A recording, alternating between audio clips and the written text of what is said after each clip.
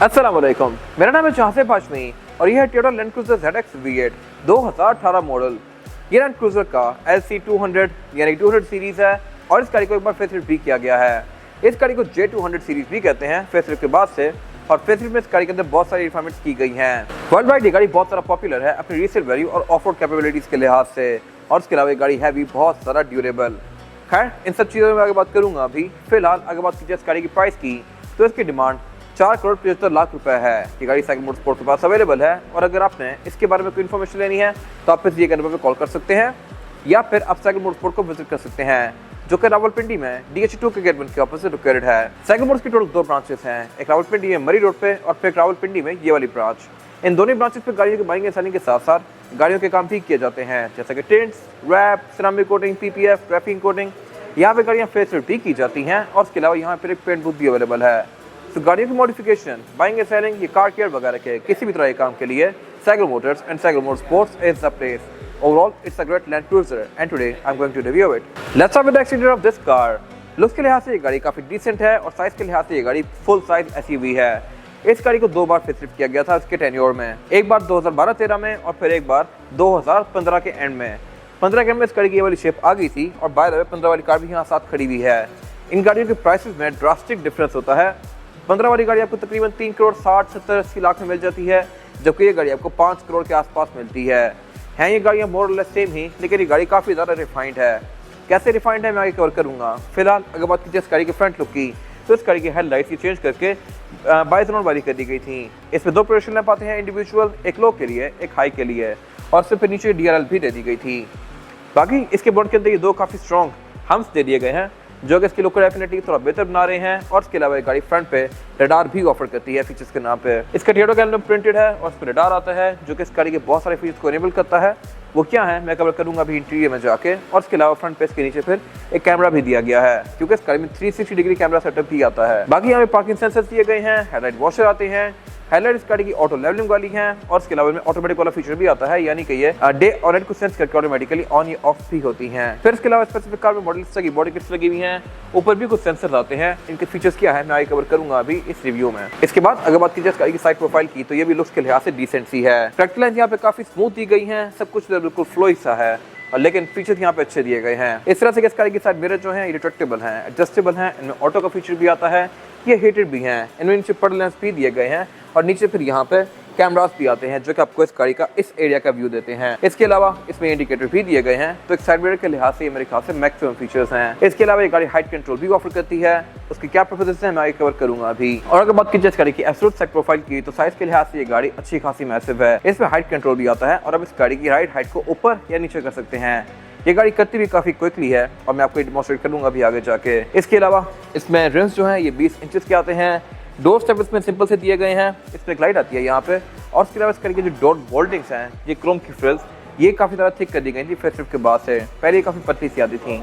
इसके अलावा ये गाड़ी क्योंकि जापानीज इंपोर्ट है, तो इसमें रेयर विंडोज प्राइवेसी वाली आती हैं, यानी कि ये टेंटेड ही आई हुई हैं कंपनी से। और इसके अलावा ऊपर इसमें फिर ये रूफ रेल्स दी गई हैं, जो कि इसके लुक को बेहतर बना रही हैं। ये गाड़ी सनरूफ भी ऑफर करती है। और अगर बात की जाए इस एंड की, तो यहाँ भी सब कुछ काफी स्मूथ और फ्लोई सा है। फ्यूल टैंक इसमें राइट पे दिया गया है, और इसके अलावा इस गाड़ी के जो डोर हैंडल्स हैं ये क्रोम की फिनिश में आते हैं। आप इन डोर हैंडल्स को यहीं सही लॉक अनलॉक भी कर सकते हैं। सॉफ्ट अनलॉक इसके चारों ही डोर्स में आता है, यानी कि मैं इस गाड़ी को किसी भी डोर से लॉक या अनलॉक कर सकता हूँ, लाइक दिस।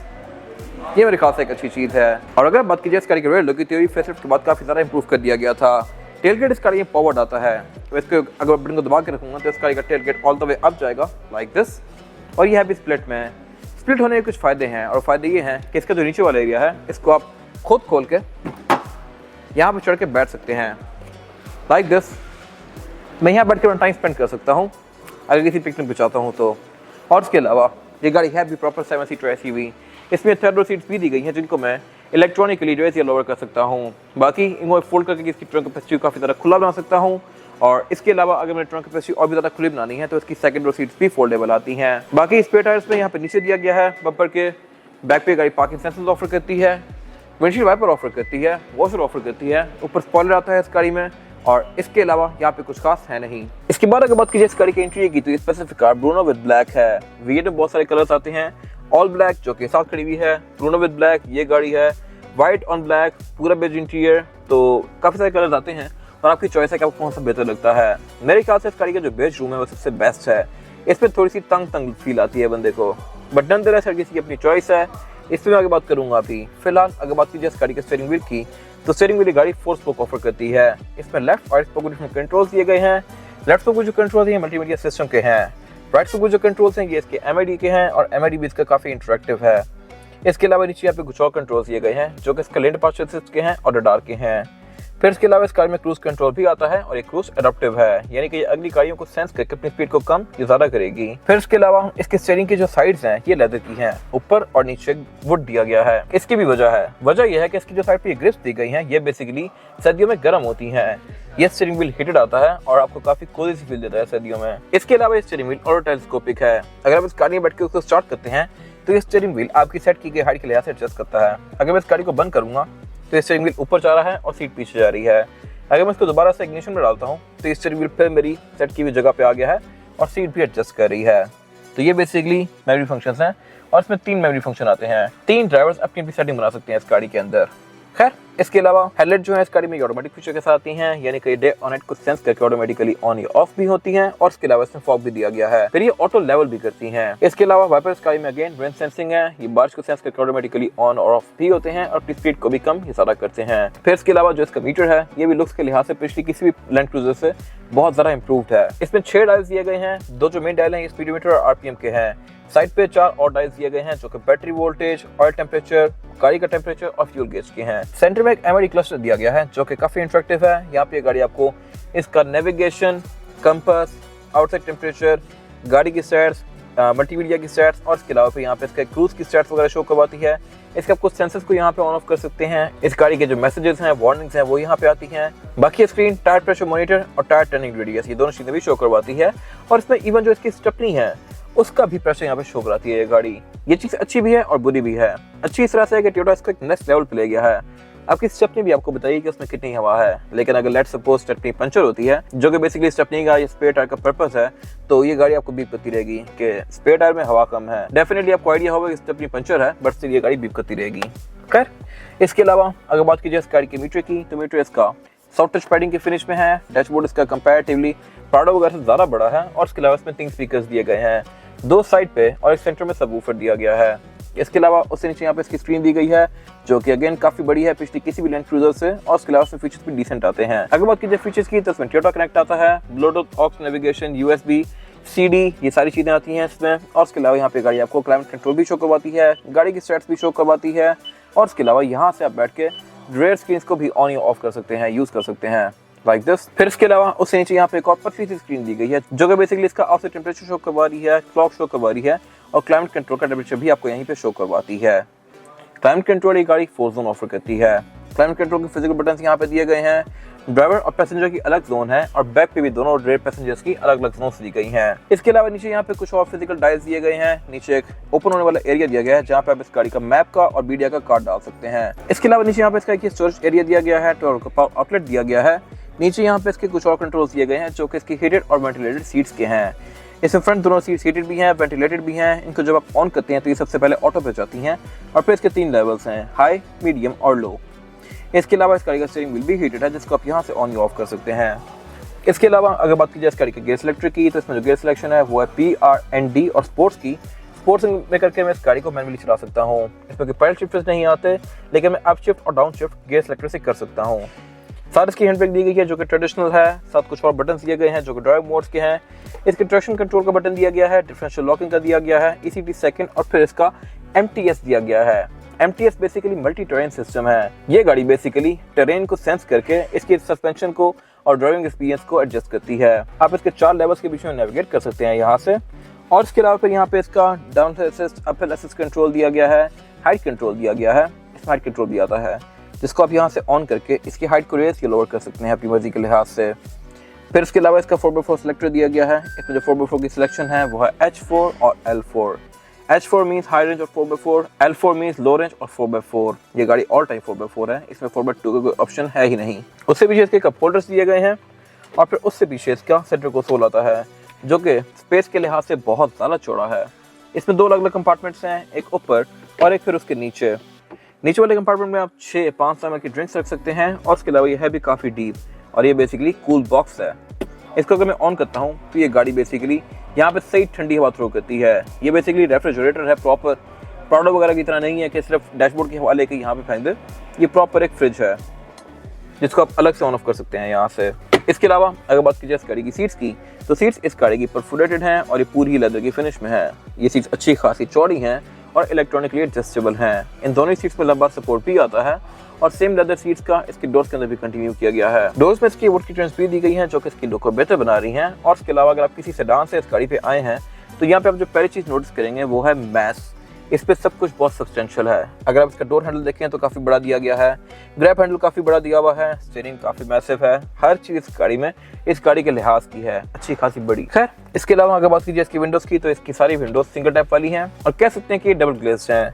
थिकनेस के लिहाज से ये विंडोज़ जो हैं क्रोला की विंडो से तकरीबन डबल हैं और इसका बेसिकली फायदा ये है कि बाहर से नॉइस अंदर नहीं आती और अंदर का शोर बाहर नहीं जाता। इसके अलावा यहाँ पे कुछ और कंट्रोल्स दिए गए हैं जैसे कि रोल सेंसिंग कर्टन एयरबैग्स का, साइड मिरर को फोल्ड अनफोल्ड करने का, ऑटो लेवलिंग हेडलाइट्स का। और इसके अलावा अगर बात कीजिए मैटी ब्रेक की, तो इसमें ड्राइवर और पैसेंजर दोनों के लिए दिए गए हैं। इनके अंदर लाइट्स भी आती हैं जो कि ऑटोमेटिकली ऑन या ऑफ होती हैं। रियर व्यू मिरर इस गाड़ी में ऑटो डिमिंग वाला आता है। सेंटर में इसका ये सन ग्लास होल्डर दिया गया है। कैबिन लाइट भी इस गाड़ी में एलईडी वाली आती हैं और इसके अलावा यहाँ पे इसकी सनरूफ भी दी गई है जिसको मैं यहाँ से ओपन या क्लोज कर सकता हूँ। एयरबैग की गाड़ी 9 ऑफर करती है, एक स्टीयरिंग व्हील में, एक डैशबोर्ड में, 4 पिलर्स में और 2 सीट्स के साइड पर। और इसके अलावा यहाँ पे कुछ खास है नहीं। इसके बाद अगर बात कीजिए इस गाड़ी में रेयर पैसेंजर्स के लिए सीटिंग कैपेसिटी की, तो बैक पे ये भी अच्छी खासी स्पेशियस है। मेरे पास यहाँ पे लेग रूम का बिल्कुल भी कोई इशू नहीं है और हेडरूम का भी। यहाँ पे आराम से 3 से 4 लोग बैठ सकते हैं क्योंकि गाड़ी अच्छी खासी चौड़ी है और इसमें फ्लोर बेड भी फ्लैट आता है, तो यहाँ पे किसी को भी पाँव रखने में कोई इशू नहीं होगा। इसके अलावा बैक पे फीचर्स भी काफी डिसेंट दिए गए हैं इस तरह से कि बैक पे प्रॉपर यहाँ पे क्लाइमेट कंट्रोल दिया गया है। इसमें 2 अलग अलग जोन्स हैं और दोनों ही सीट्स बैक पे हीटेड आती हैं। ये चीज़ आपको बहुत कम गाड़ियों में देखने को मिलती है कि रेयर सीट्स भी हीटेड हों, बट इसमें दी गई हैं। इसके अलावा इसमें जो एयर वेंट्स हैं वो यहाँ सेंटर में दिए गए हैं, पैसेंजर्स के पाँव पे दिए गए हैं और ऊपर छत में भी दिए गए हैं। इसके अलावा बैक पे मल्टीमीडिया स्क्रीन्स दी गई हैं जिनके मैं एंगल को भी इस तरह से एडजस्ट कर सकता हूँ, लेकिन ये स्क्रीन्स टच में नहीं है। इनको यूज़ करने के लिए सेंटर कंसोल में एक प्रॉपर यहाँ पे रिमोट दिया गया है जिससे मैं इनको यूज़ कर सकता हूँ। बाकी ये सेंटर कंसोल अच्छा खासा बड़ा है। इसमें 2 कप होल्डर्स भी आते हैं जिनको मैं इस तरह से निकाल सकता हूँ। और इसके अलावा इसमें बैक पे 3 हेडरेस्ट दिए गए हैं, 3 रेयर पैसेंजर्स के लिए। इन स्क्रीन के साथ लेट्स सपोज अगर मैंने अपना लैपटॉप कनेक्ट करना है तो वो भी मैं कर सकता हूँ। सेंटर में एक HDMI पोर्ट दिया गया है जहाँ से मैं अपना डाटा इसके अंदर प्ले कर सकता हूँ। और यहाँ पे फिर 2 इंडिविजुअल ऑक्स पोर्ट्स दिए गए हैं जहाँ पे मैं अपने हेडफोन्स लगा के यहाँ पे अलग से गाने सुन सकता हूँ। तो मेरे ख्याल से स्क्रीन भी फीचर्स के लिहाज से काफ़ी ज़्यादा इक्विप्ड हैं। इसके अलावा इस गाड़ी में साउंड सिस्टम भी प्रीमियम आता है। इसकी छत पे भी 4 स्पीकर्स दिए गए हैं और इसके अलावा डोर्स में तो आते ही हैं ऑलरेडी। डोर्स में स्पीकर भी दिए गए हैं, ट्विटर भी दिए गए हैं, छत पे भी स्पीकर्स दिए गए हैं। और इसके अलावा बैक पे गाड़ी फिर सीट बेल्ट ऑफर करती है, आइसोफिक्स के पोर्ट्स ऑफर करती है। इसमें एयरबैग्स भी आते हैं रेयर पैसेंजर्स के लिए और रेयर विंडोज भी अच्छी खासी मैसिव है फ्रंट की तरह ही। यह है भी सिंगल टाइप वाली और इसके अलावा यहाँ पे कुछ खास है नहीं। इसके बाद अगर बात कीजिए इस गाड़ी के इंजन की, तो इंजन गाड़ी 4600 सीसी V8 ऑफर करती है। ये 4.6 लीटर इंजन है और इस बॉडी में एक 5.7 लीटर इंजन भी आता है। पाकिस्तान में गाड़ी बहुत ज़्यादा रेयर है। LX 570 में वाला इंजन आता है 5.7 लीटर V8। यह गाड़ी 4.6 है और 304 हॉर्स पावर प्रोड्यूस करती है जो कि सफिशिएंट है बॉडी साइज के लिहाज से। ये इंजन V8 है। इसकी जो नई जनरेशन है LC300 सीरीज, उसमें इंजन है V6 आता है ट्विन टर्बोचार्ज्ड और वो इंजन परफॉर्मेंस के लिहाज से इससे डिफरेंट है। डिफरेंट इस तरह से कि ये गाड़ी कंपैरेटिवली उससे थोड़ी सी स्लो है। वो गाड़ी पिक के लिहाज से बहुत ज़्यादा तेज़ है, लेकिन अगर आप 8 लोग बिठा देते हैं इसमें, यानी कि 4 पीछे और फिर 2 उसके पीछे, तो परफॉर्मेंस के लिहाज से ये गाड़ी फिर ज़्यादा बेहतर फील होती है। इसकी पावर, टॉर्क, टोइंग कैपेसिटी वगैरह उससे बेहतर है, लेकिन जो नई वाली गाड़ी है वो पिक के लिहाज से बहुत ज़्यादा तेज़ है। उसकी एक्सेलरेशन भी इससे बेहतर है और उसके अलावा एक ओवरऑल जो फील होती है वो भी उस गाड़ी की इससे ज़्यादा लाइट है। ये गाड़ी थोड़ी सी भारी फील होती है। बाकी नंदलेस परफॉर्मेंस के लिहाज से ये इंजन भी बहुत ज़बरदस्त है। उसके अलावा इसमें driving mode, traction control, height control, all time 4x4 इस तरह की बहुत सारी चीज़ें आती हैं जो कि इस राइड को और भी ज़्यादा बेहतर बनाती हैं। अगर बात कीजिए फ्यूल एवरेज की, तो ये गाड़ी आपको तकरीबन 4 से 5 तक की एवरेज देगी जो कि बस ठीक है। प्यार से चलाएंगे तो ये गाड़ी 6 किलोमीटर पर लीटर तक भी जा सकती है जो कि बस ठीक है। इतनी बड़ी SUV से आप इतनी एवरेज एक्सपेक्ट कर सकते हैं। बाकी ट्रांसमिशन इस गाड़ी में ऑटोमेटिक ही आती है। बोनट के अंदर इसकी इंस्टॉलेशन भी दी गई है। बोनट इस गाड़ी का ओपन भी हाइड्रोलिक से होता है। इसमें ABS भी आती है। बाकी स्टीयरिंग व्हील इस गाड़ी का हाइड्रोलिक वाला है और इसके अलावा यहाँ पे कुछ खास है नहीं। इसके बाद अगर बात कीजिए इस गाड़ी की टायर साइज की, टायर साइज जो है स्पेसिफिक गाड़ी में ये है 285, 50 और 20। इसमें 20 इंचेस का रिम आता है कंपनी से ही जो कि डुअल कॉम्बिनेशन में है, एल्यूमिनियम और ग्रे के। इसके अलावा ये गाड़ी all wheel disc brake offer करती है और इसमें फिर हाइट कंट्रोल भी आता है। आप इसकी हाइट को रेज या लोअर कर सकते हैं और इसके अलावा ये राइड के लिहाज से भी बहुत ज़्यादा स्मूथ होता है। बाकी टायर स्पेसिफिक कार में ब्रिजस्टोन का है जो कि ऑलमोस्ट ब्रांड न्यू है। ये आपको तकरीबन 40-50 हज़ार किलोमीटर और एक अच्छी राइड प्रोवाइड करेगा। इसके अलावा ये गाड़ी ऑल टाइम 4x4 है, यानी कि आप इसको 4x2 पे कर ही नहीं सकते। और इसके अलावा यहाँ पे कुछ खास है नहीं। ये था आज का रिव्यू। अगर आपको ये रिव्यू पसंद आया है तो इस रिव्यू को लाइक कीजिए, मेरे चैनल को सब्सक्राइब कीजिए और अगर आपके पास गाड़ी से रिलेटेड कोई भी राय है तो उसको कमेंट सेक्शन में शेयर जरूर कीजिएगा, ताकि वो लोग जो गाड़ी लेने वाले हैं वो आपकी राय से फायदा उठा सकें। अपना ख्याल रखिएगा। Thank you.